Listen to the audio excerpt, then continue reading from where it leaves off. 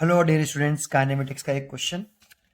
To bullets are fixed horizontally and simultaneously towards each other from the rope of top of two buildings 100 metre apart and same height of 200 metre with the same velocity of 25 metre per second. When and where will the two bullets collide?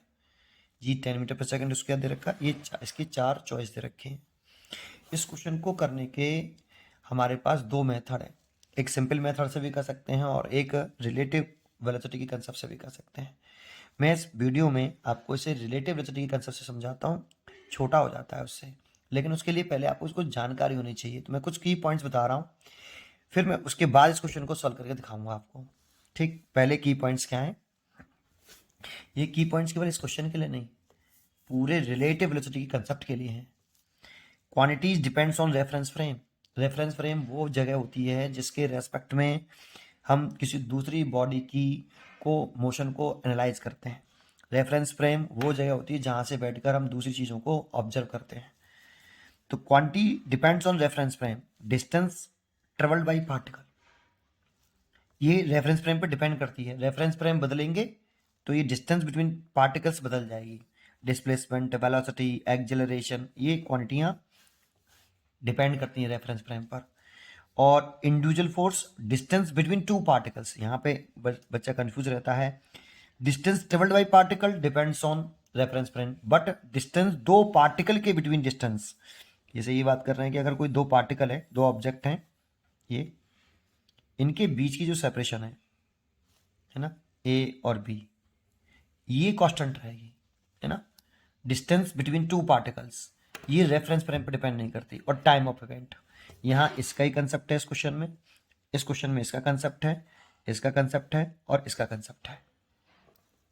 तो पहले तो आपको मालूम होना चाहिए कि कौन कौन सी क्वांटिटियां रेफरेंस फ्रेम पर डिपेंड करती हैं, कौन सी नहीं करती। दूसरा, दो बॉडी कोलाइड कब करेंगी? रिलेटिव वेलोसिटी कंसेप्ट से चेक करें तो for A and B to collide their relative velocity must be directed along the line joining of them. जो दो बॉडी कोलाइड करना चाहती हैं उन दोनों की को डायरेक्ट ज्वाइन करने वाली लाइन के अलोंग रिलेटिव वेलोसिटी की डायरेक्शन होनी चाहिए। ये दूसरा पॉइंट है।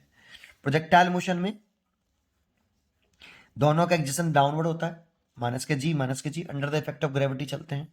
तो एक्जेशन निकालें विद रेस्पेक्ट टू बी, एक बॉडी का दूसरे के रेस्पेक्ट में एक्जेशन निकालें, रिलेटिव एक्सीलरेशन निकालें, वो जीरो होगा। रिलेटिव एक्शन जीरो होने का होगा तो उसका मतलब है कि रिलेटिव वेलोसिटी कांस्टेंट रहेगी। और रिलेटिव वेलोसिटी कांस्टेंट रही तो वेलोसिटी कांस्टेंट रहने का मतलब क्या है? Magnitude as well as direction both are constant. और बोथ आर कांस्टेंट होने का मतलब है उसका पाथ कैसा होगा? स्ट्रेट लाइन हो जाएगा।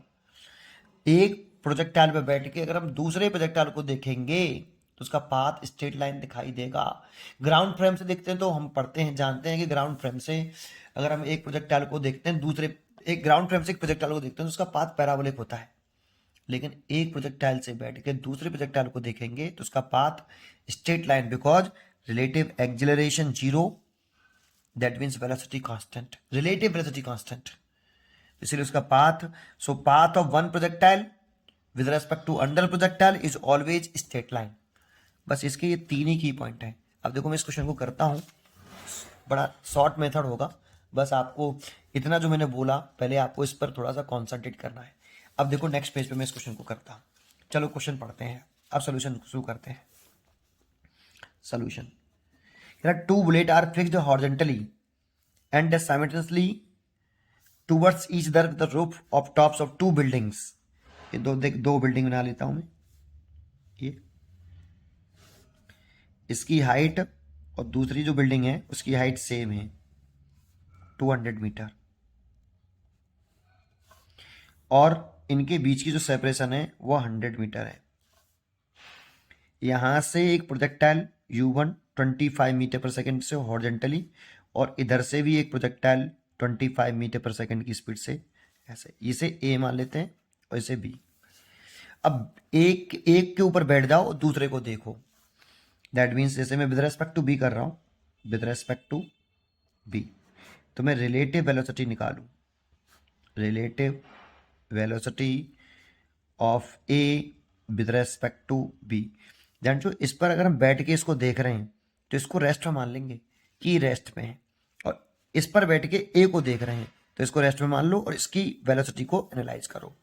Relative velocity of A with respect to B R V A B is equal to V A minus V B. इस डायरेक्शन में पॉजिटिव मान के चल रहा हूँ और इस डायरेक्शन को मैं नेगेटिव। तो वी ए तो कैसा है आपका पॉजिटिव 25 मीटर पर सेकेंड, वी बी कैसा है माइनस के 25, दैट मीन्स 50 मीटर पर सेकेंड। अब जब जानते हो इस जगह से हम इसको ऑब्जर्व कर रहे हैं, इस जगह के इसके रेस्पेक्ट में कर रहे हैं, तो हम डायग्राम बनाएं। नेक्स्ट, ये सब समझाने के लिए आपको कि जैसे समझ में आएगी एक्चुअल में क्या कह रहा हूं मैं। इस जगह से कर रहे हैं तो इस जगह पे मैं ऑब्जर्व कर रहा हूं इस जगह से, तो इसको तो रेस्ट में मान लिया बी को। अब इसकी वेलोसिटी इधर की तरफ होनी चाहिए वी ए बी।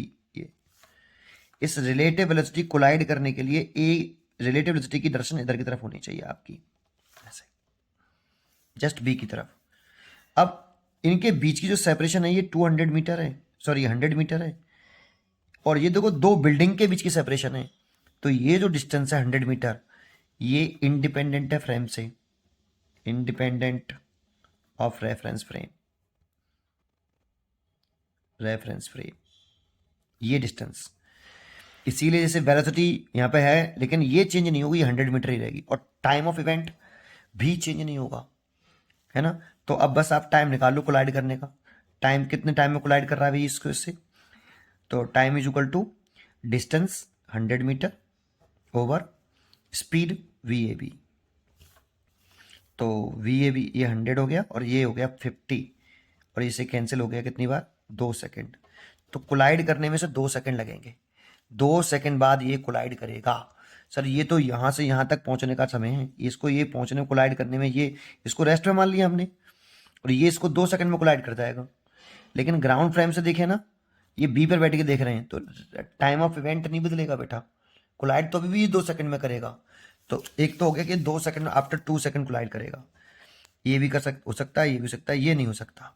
तो या तो ये चॉइस होगी या चॉइस होगी। अब कितनी ग्राउंड से हाइट है, ये कितनी हाइट पर करेगा, तो आप ग्राउंड फ्रेम में आ जाओ। किस में आ जाओ, ग्राउंड फ्रेम में। ग्राउंड फ्रेम, ग्राउंड फ्रेम में अगर हम किसी एक को देख लें, आप किसी को भी, कि ये आपका 25 मीटर पर सेकेंड की स्पीड से ऐसा था और ये नीचे की तरफ आ रहा है ना, और मान लो कि 2 सेकेंड बाद वो कोलाइड कर रहा है, तो यहाँ पे कोलाइड कर रहा है पी पॉइंट पर, तो ये आपका 2 सेकेंड लगे उसको यहाँ तक आने में, इसको यहाँ से ए से पी तक आने में 2 सेकेंड लगे। तो 2 सेकेंड में वो कितना डाउन हो जाएगा, कितना नीचे आ जाएगा, ये हाइट कितनी कवर कर लेगा, ये हमें निकालनी पड़ेगी। फिर ग्राउंड से हाइट पूछ रहा है, तो ये हाइट हमें पूरी मालूम है 200 मीटर है।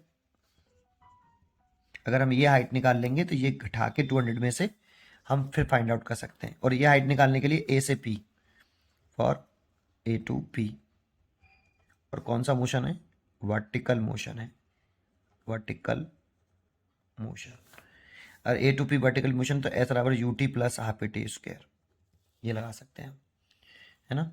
तो एस की वैल्यू लिख सकते हैं हम कितनी, आपका डाउनवर्ड डायरेक्शन में है तो माइनस के एच, वर्टिकल डायरेक्शन में इसका कंपोनेंट देखें तो ये 90 डिग्री है, तो u cost 90, vertical component velocity 0 है, तो इसलिए 0 इंटू टी प्लस हाफ ये माइनस के जी, और ये टाइम लग रहा है आपका 2 सेकेंड, तो 2 का स्क्वायर करें तो ये माइनस के H is equal to minus के हाफ जी इंटू 4, तो माइनस से तो minus cancel, then half G की वैल्यू 10 और ये 4, तो ये कट गया 2 बार, तो 20 मीटर। इसलिए ग्राउंड से हाइट कितनी हो गई, हाइट ऑफ ग्राउंड कितनी हो गई आपकी, ये वाली हाइट हो गई आपकी 180 मीटर। तो ग्राउंड से हाइट हो जाएगी कितनी, 180 मीटर हाइट पर वो क्या करेगा, कोलाइड करेगा। इसीलिए इसका आंसर होना चाहिए सेकंड, हाइट 180 मीटर और 2 सेकंड बाद कोलाइड करेगा। ठीक, पढ़ते रहिए और खुश रहिए। Thank you.